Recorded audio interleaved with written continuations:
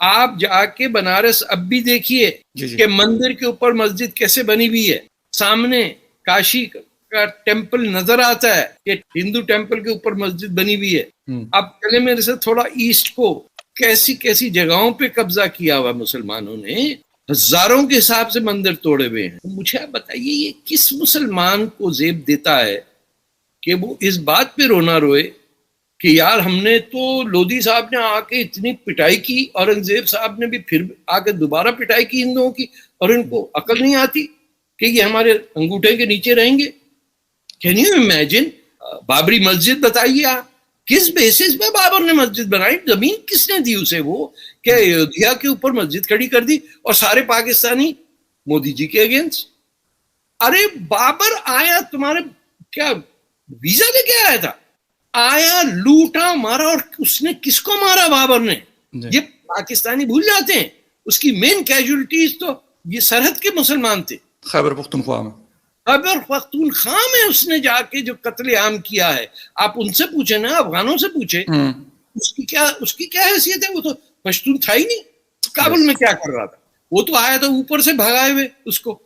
वो जो जुल्म और तशद्दुद करके गया, किसी और पे आप सेलिब्रेट कर रहे हैं। तो आपकी कौन सुनेगा दुनिया में भाई? ये तो सब सामने मौजूद है। लॉर्ड कृष्णा की जो है जाय पैदाइश, उस पे कब्जा, उस पे मस्जिद बनी हुई है।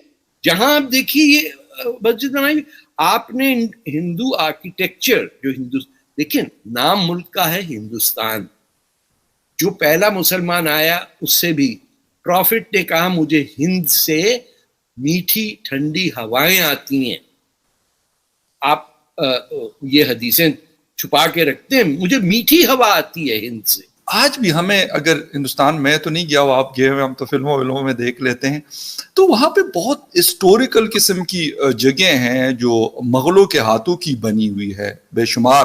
क्योंकि अगर इनके सर मतलब काफी सारी चीजें, ये रेड फोर्ट भी तो मतलब इन्हीं लोगों का बनाया हुआ है, और ताजमहल है, और काफी सारी चीजें थी, हिंदुस्तानियों ने बनाया ना। मैंने कहा कि ये मुगलों से एसोसिएटेड है ना सर। ये तो एसोसिएट तो है, यूजर। Yes sir. आप आके कह दें कि ये जो घर बनाया ये मैंने बनाया, भाई मैंने कहां से? मैंने तो ठेके पे दिया। हिंदुस्तानियों ने बनाया, तो मुसलमान मजदूर लेके आए थे। सही। और बाप बैठा था वहां ताजमहल बनाने के लिए। आप जाके बनारस अब भी देखिए कि मंदिर के ऊपर मस्जिद कैसे बनी हुई है, सामने काशी का टेम्पल नजर आता है कि हिंदू टेम्पल के ऊपर मस्जिद बनी हुई है। अब चले मेरे से थोड़ा ईस्ट को, कैसी कैसी जगहों पे कब्जा किया हुआ मुसलमानों ने, हजारों के हिसाब से मंदिर तोड़े हुए हैं। आपका तो, आप पे तो वो फर्ज है मंदिर तोड़ना, यानी दिस इज योर ईमान। देखिए, अकल ना हो और दुश्मन कमजोर हो तो हरकतें ऐसी होती हैं कि हिंदुइज्म की सबसे जो वो है इबादत की जगह बड़ी, उसका नाम है इलाहाबाद। ये मक्के का नाम रामपुर रख सकते हैं हम क्या? अब जाके चेंज हुआ है वो इलाहाबाद का नाम। वहां कोई मुसलमान नहीं है, वहां हिंदुइज्म दरिया मिलते हैं, इबादत होती है। ये जो है आपका स्टार्स का जो साइकिल होता है, जी जी जी, उसमें कौन सा स्टार है, प्लैनेट है जो जी जी 7 साल में, उसके हिसाब से उसकी वो है डेट मुतय्यन हुई हुई है। मिलियंस के हिसाब से लोग आके वहां डुबकी लगाते हैं। बाय द वे मैंने हज भी किया, वो भी किया। मेरे ख्याल में मैं वाहिद शख्स हूं जिसने ये दोनों डुबकियां लगाई हैं। तो अब मुझे बताइए, उसका नाम इलाहाबाद रख दिया। और वो हिंदू अब तक तो चुप थे, अब वो कह रहे कि प्रयागराज किया उसका। तो उन्होंने कहा देखो मोदी साहब आ गए, एक्सट्रीमिज्म और हिंदुत्व और ये। अरे भाई, उनका घर है, उनका धर्म है, उनका दरिया मिल रहे हैं, वो पूजा करते हैं वहां, नाम आपने इलाहाबाद रख दिया। और गिला भी नहीं है, अकबर इलाहाबादी भी नाम आपने छोड़ दिया।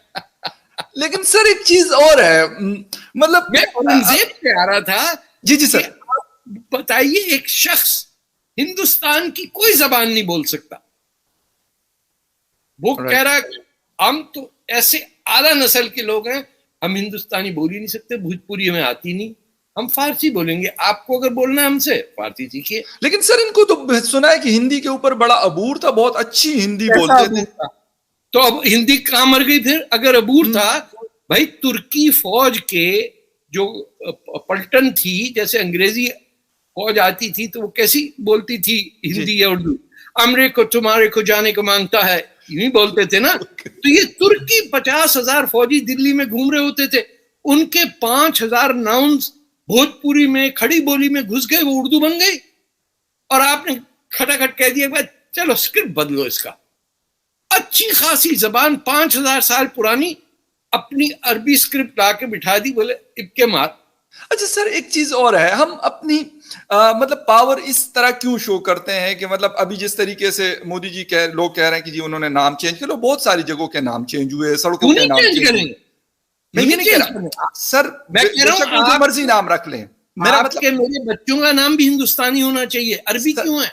द थिंग इज, मैं ये नहीं कहता सर, लैंग्वेजेस है, लैंग्वेज तो कोई भी अगर हमें आती है तो अपनी भी आनी चाहिए। सबसे बुनियादी है कि हमें जो अपनी मदर टंग है, मुझे पश्तो आनी चाहिए, अगर मैं पंजाब से हूं तो पंजाबी या सिंधी बलूची आनी चाहिए। पश्तो का स्क्रिप्ट आपका क्या है? आपका स्क्रिप्ट आपसे ले लिया गया। जो बमियान स्टैचू बनाने वालों का स्क्रिप्ट था वो नहीं था। गंदहार जो है या कंदहार जो है, कंदहार वो हाँ कंदहार वो हिंदुस्तान का हिस्सा है।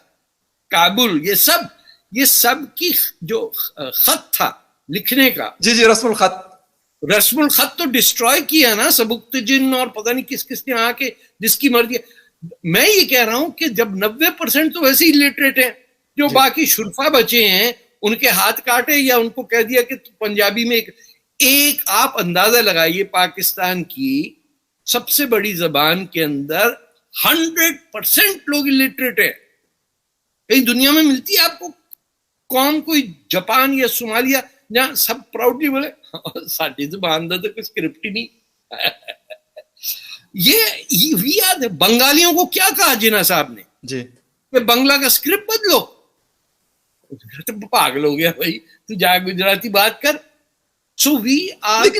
लेकिन एक चीज और है सर, हम हर चीज में मतलब क्यों रिलीजन को खींचते हैं? वजह क्या है कि हम